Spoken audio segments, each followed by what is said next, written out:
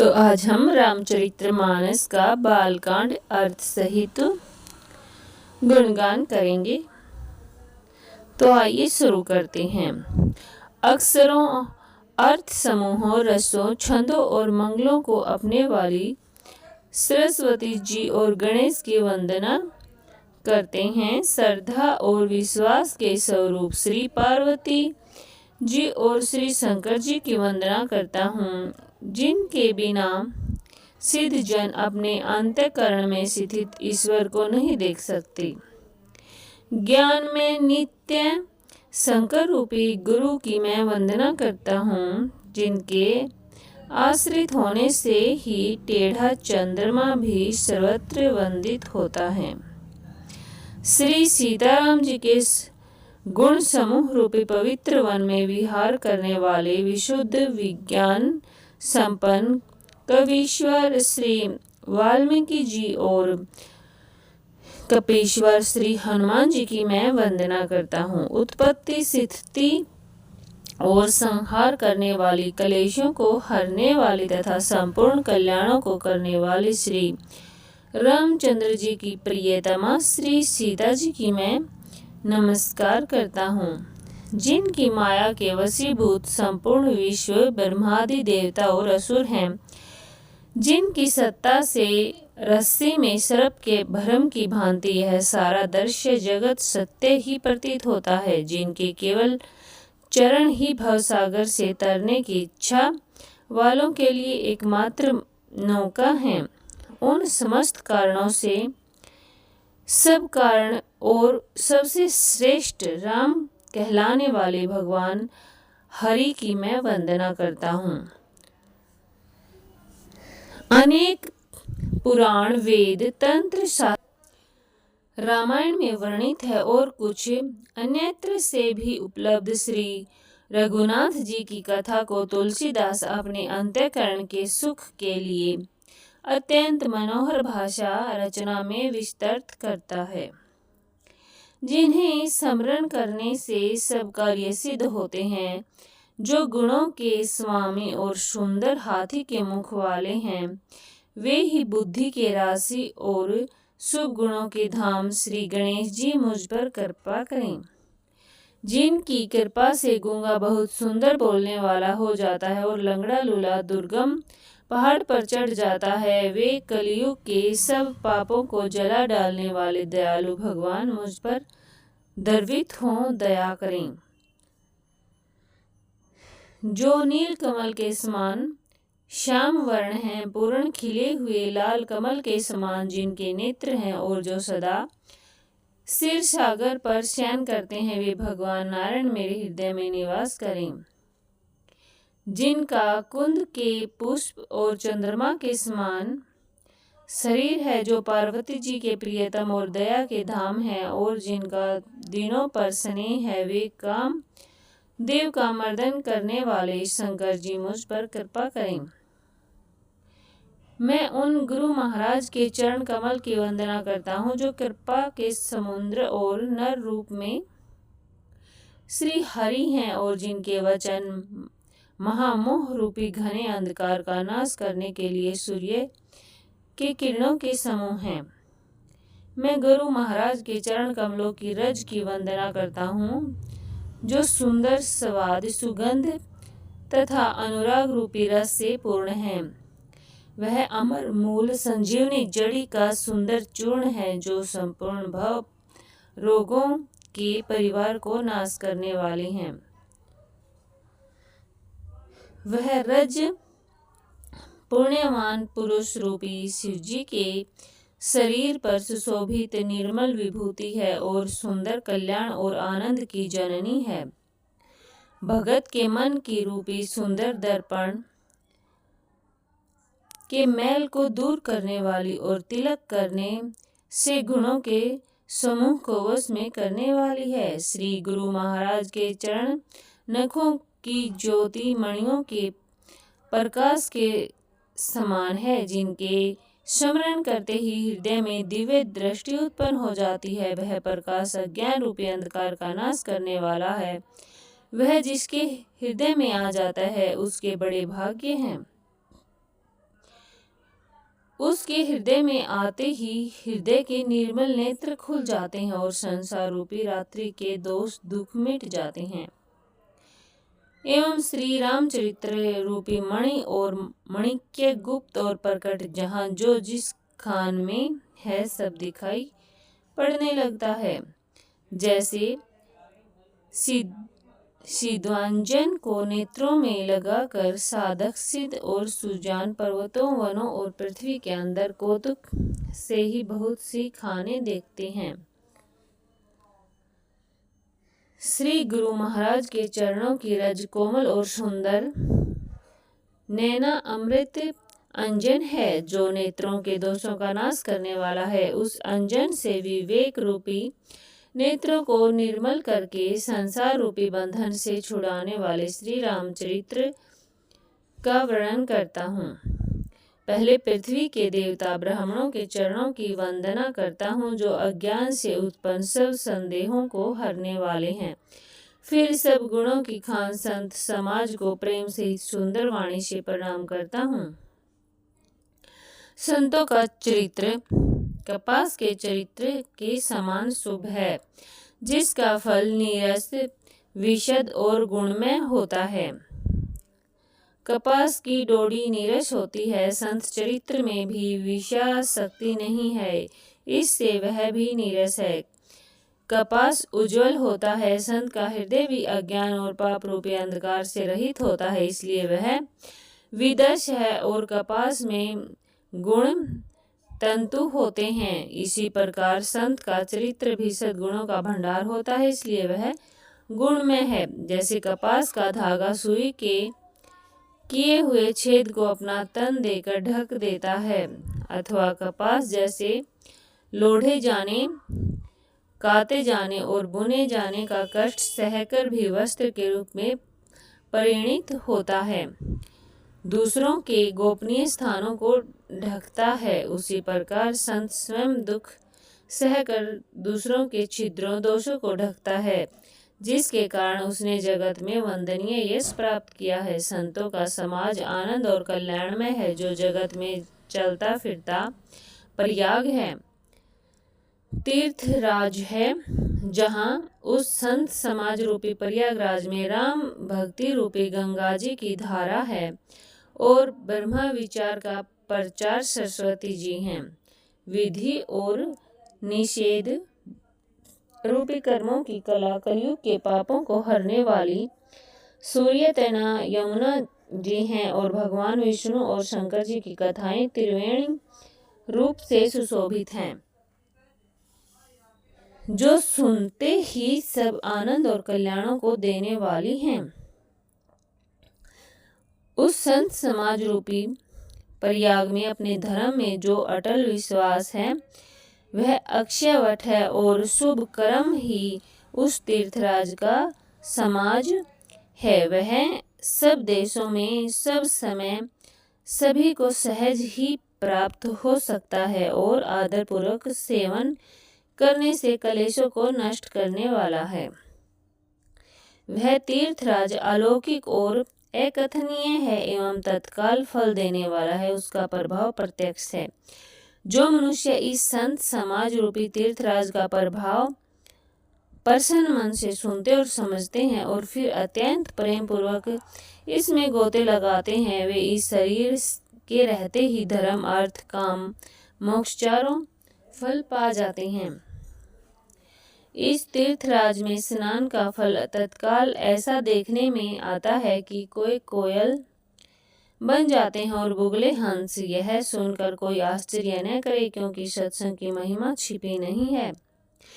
वाल्मीकि जी, नारद जी और अगस्त्य जी ने अपने अपने मुखों से अपनी होनी जीवन का वृतांत कही है। जल में रहने वाले, जमीन पर चलने वाले और आकाश में विचरने वाले नाना प्रकार से जड़ चेतन जितने जीव इस जगत में हैं, उनमें से जितने जिस समय जहाँ कहीं भी जिस किसी यत्न से बुद्धि कीर्ति सदति विभूति और भलाई पाई है, सो सब सत्संग का ही प्रभाव समझना चाहिए। वेदों में और लोक में इनकी प्राप्ति का दूसरा कोई उपाय नहीं है। सत्संग के बिना विवेक नहीं होता और श्री राम जी की कृपा के बिना वह सत्संग सहज में मिलता नहीं। सत्संग आनंद और कल्याण की जड़ है। सत्संग की सिद्धि प्राप्ति ही फल है और सब साधन तो फूल हैं। दुष्ट भी सत्संगी होकर सुधर जाते हैं।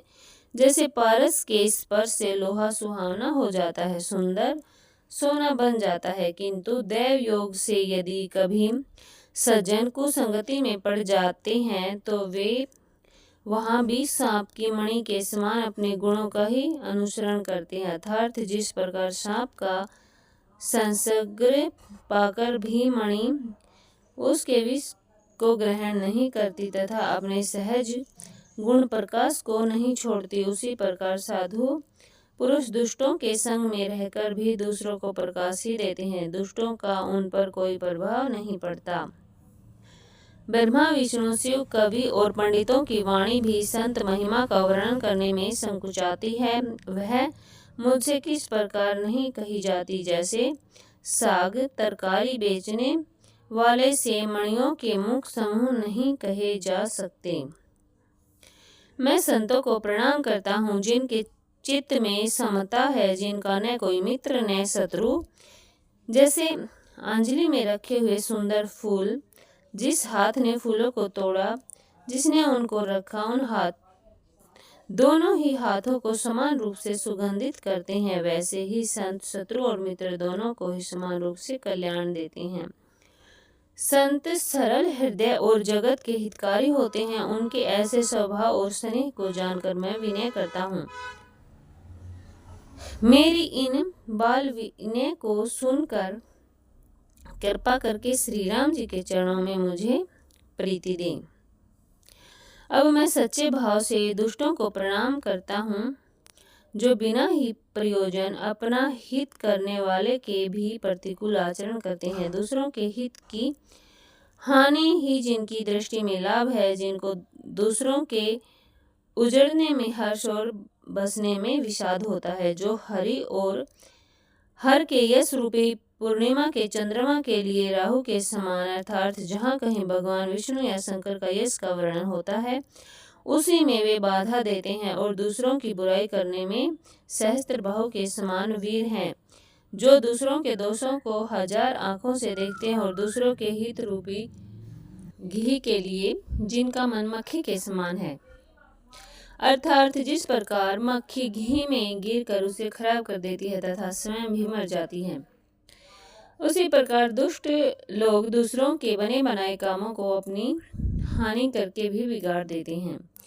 जो तेज में अग्नि और क्रोध में यमराज के समान है, पाप और अवगुण रूपी धन में कुबेर के समान धनी है, जिनकी बढ़ती सभी के हित का नाश करने के लिए केतु के समान है, और जिनके कुंभकर्ण की तरह सोते रहने में ही भलाई है। जैसे ओले खेती का नाश करके आप भी गल जाते हैं, वैसे ही दूसरों का काम बिगाड़ने के लिए अपना शरीर तक छोड़ देते हैं। मैं दुष्टों को शेष जी के समान समझ कर प्रणाम करता हूँ, जो प्राय दोषों का हजार मुखों से बड़े दोष के साथ वर्णन करते हैं।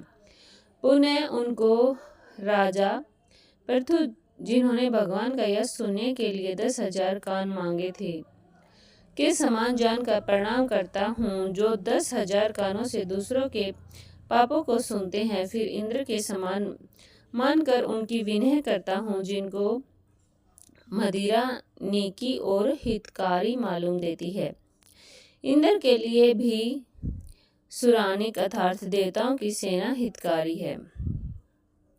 दुष्टों की यह रीति है कि वे उदासीन शत्रु अथवा मित्र किसी का भी हित सुनकर जलते हैं। यह जानकर दोनों हाथ जोड़कर यह जन प्रेम पूर्वक उनसे विनय करता है।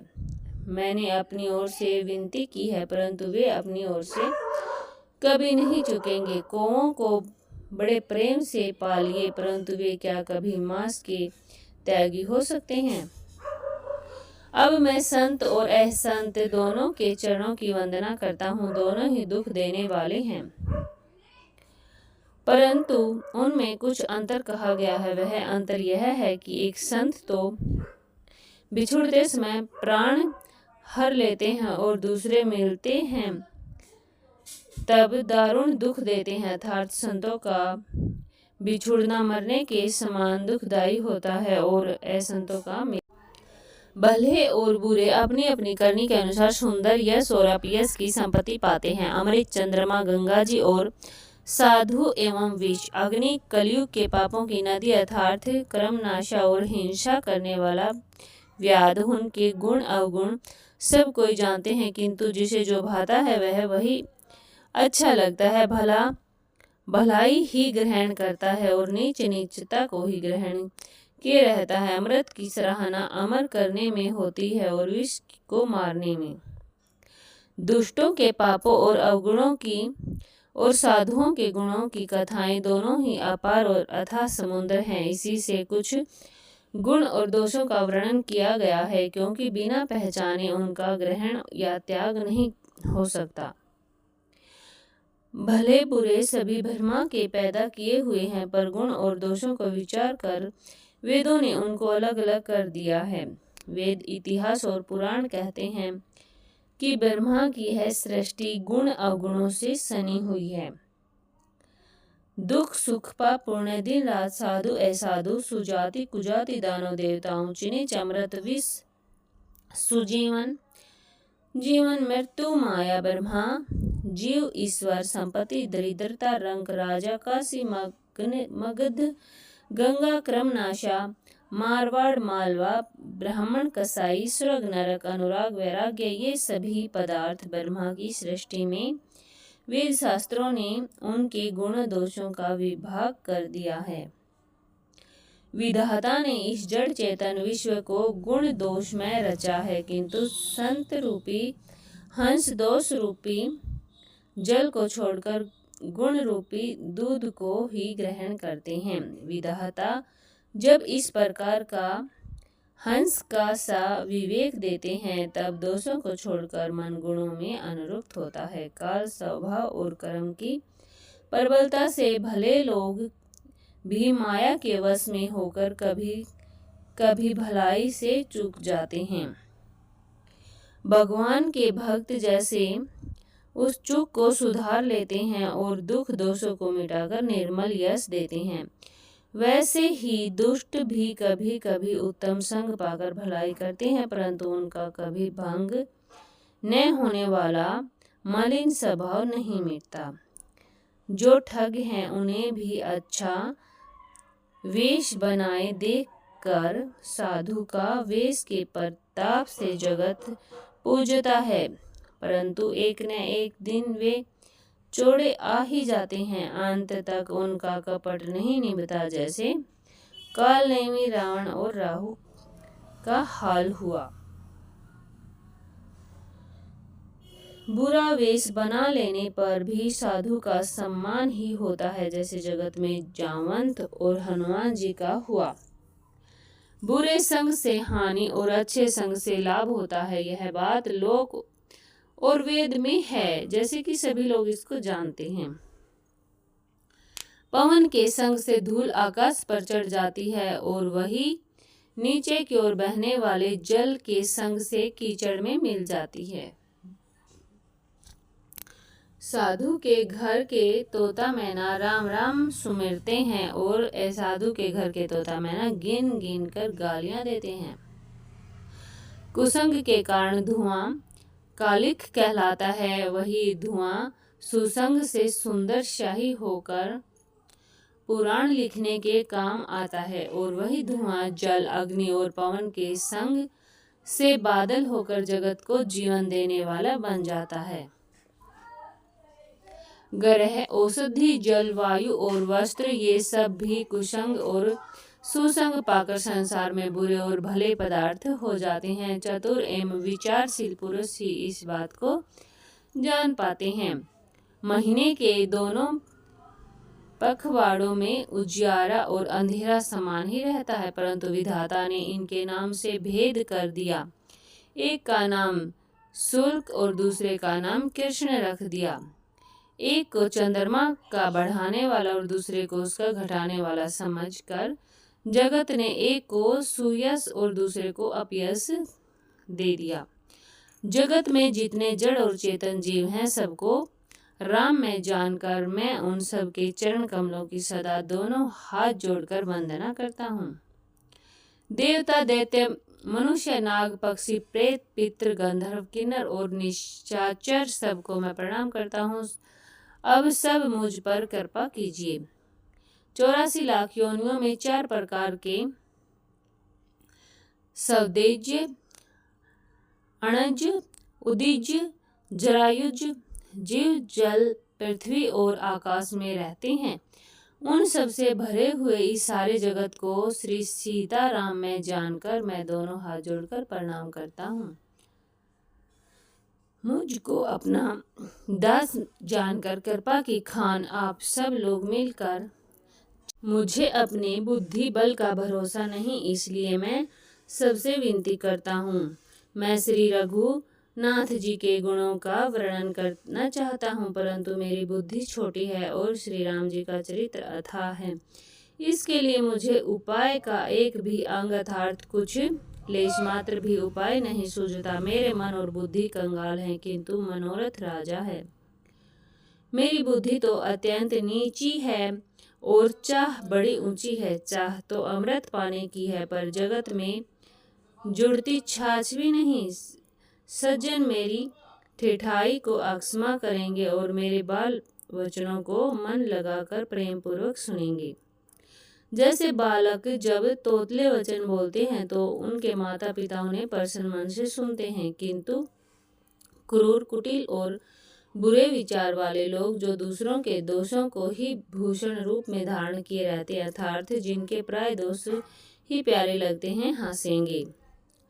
रसीली हो या अत्यंत फीकी अपनी कविता किसे अच्छी नहीं लगती, किंतु जो दूसरे की रचना को सुनकर हर्षित होते हैं, ऐसे उत्तम पुरुष जगत में बहुत नहीं हैं। हे भाई, जगत में तालाबों और नदियों के समान मनुष्य ही अधिक हैं, जो जल पाकर अपनी ही बाढ़ से बढ़ते हैं अर्थात अपनी ही उन्नति से प्रसन्न होते हैं। समुद्र सा तो कोई एक विरला ही सज्जन होता है, जो चंद्रमा को पूर्ण देखकर दूसरों को उत्कर्ष देखकर उमड़ पड़ता है। मेरा भाग्य छोटा है और इच्छा बहुत बड़ी, परंतु मुझे एक विश्वास है कि इसे सुनकर सज्जन सभी सुख पाएंगे और दुष्ट हंसी उड़ावेंगे, किंतु दुष्टों के हंसने से मेरा हित ही होगा। मधुर कंठ वाली कोयल को कोय तो कठोर ही कहा करते हैं, जैसे बगुले हंस को और मेंढक पपीहे को हंसते हैं, वैसे ही मलिन मन वाले दुष्ट निर्मल वाणी को हंसते ही हैं। जो न तो कविता के रसिक हैं और न ही जिनका श्री रामचंद्र जी के चरणों में प्रेम है, उनके लिए भी यह कविता सुखद हास्य रस का काम देगी। प्रथम तो यह भाषा की रचना है, दूसरे मेरी बुद्धि भोली है, इससे यह हंसने के योग्य ही है। हंसने में उन्हें कोई दोष नहीं। जिन्हें न तो प्रभु के चरणों में प्रेम है और न ही अच्छी समझ ही है, उनको यह कथा सुनने में फीकी लगेगी। जिनकी श्री हरि और भगवान विष्णु और भगवान शिव के चरणों में प्रीति है और जिनकी बुद्धि कुतर्क करने वाली नहीं है, जो श्री हरिहर में भेद की ऊंच नीच की कल्पना नहीं करते, उन्हें श्री रघुनाथ जी की यह कथा मीठी लगेगी। सज्जन गण इस कथा को अपने जी में श्री राम जी की भक्ति में भूषित जानकर सुंदर वाणी से सराहना करते हुए सुनेंगे। मैं न तो कवि हूँ, न काव्य रचना में ही कुशल हूँ, मैं तो सब कलाओं तथा सब विद्याओं से रहित हूँ। नाना प्रकार के अक्षर, अर्थ और अलंकार, अनेक प्रकार की छंद रचना, भावों को रसों के अपार भेद और कविता के भांति भांति के गुण दोष होते हैं। इनमें से काव्य संबंधी एक भी बात का ज्ञान मुझमें नहीं है। यह मैं कोरे कागज पर लिखकर सत्य सत्य कहता हूँ। मेरी रचना सब गुणों से रहित, इसमें बस जग प्रसिद्ध एक गुण है, उसे विचार कर अच्छी बुद्धि वाले पुरुष जिनके निर्मल ज्ञान है, इनको सुनेंगे। इसमें श्री रघुनाथ जी का उदार नाम है, जो अत्यंत पवित्र है, वेद पुराणों का सार है, कल्याण का भवन है और अमंगलों को हरने वाला, जिसे पार्वती जी सहित भगवान जो अच्छे कवि के द्वारा रची हुई बड़ी अनूठी कविता है, वह भी राम नाम के बिना शोभा नहीं पाती। जैसे चंद्रमा के समान मुख वाली सुंदर स्त्री सब प्रकार से सुसज्जित होने पर भी वस्त्र के बिना शोभा नहीं देती, इसके विपरीत कुकवि की रचना हुई सब गुणों से रहित कविता को भी राम के नाम एवं यश के अंकित जानकर बुद्धिमान लोग आदर पूर्वक कहते हैं और सुनते हैं, क्योंकि संत जन भोरे की भांति गुण ही को ग्रहण करने वाले होते हैं। यद्यपि मेरी इस रचना में कविता का एक भी रस नहीं है, तथापि इसमें श्री राम जी का प्रताप प्रकट है। मेरे मन में यही एक भरोसा है, भले संग से भला किसने बड़प्पन नहीं पाया। धुआं भी अगर के संग से सुगंधित होकर अपने स्वाभाविक कूड़ेपन को छोड़ देता है। मेरी कविता अवश्य भद्दी है, परंतु इसमें जगत का कल्याण करने वाली राम कथा रूपी उत्तम वस्तु का वर्णन किया गया है, इससे यह भी अच्छा ही समझी जाएगी। तुलसीदास जी कहते हैं, श्री रघुनाथ जी की कथा कल्याण करने वाली और कलयुग के पापों को हरने वाली है। मेरी इस भद्दी कविता रूपी नदी की चाल पवित्र जल वाली नदी गंगा जी की चाल की भांति टेढ़ी है। प्रभु श्री रघुनाथ जी के सुंदर यश के संग से यह कविता सुंदर तथा सज्जनों के मन को भाने वाली हो जाएगी। शमशान की अपवित्र राख भी श्री महादेव जी के अंग के संग से सुहावनी लगती है, उस स्मरण करते ही पवित्र करने वाली होती है। आगे की बालकांड की कथा भाग 2 में मिलेगी। धन्यवाद। जय श्री राम, जय बजरंगबली।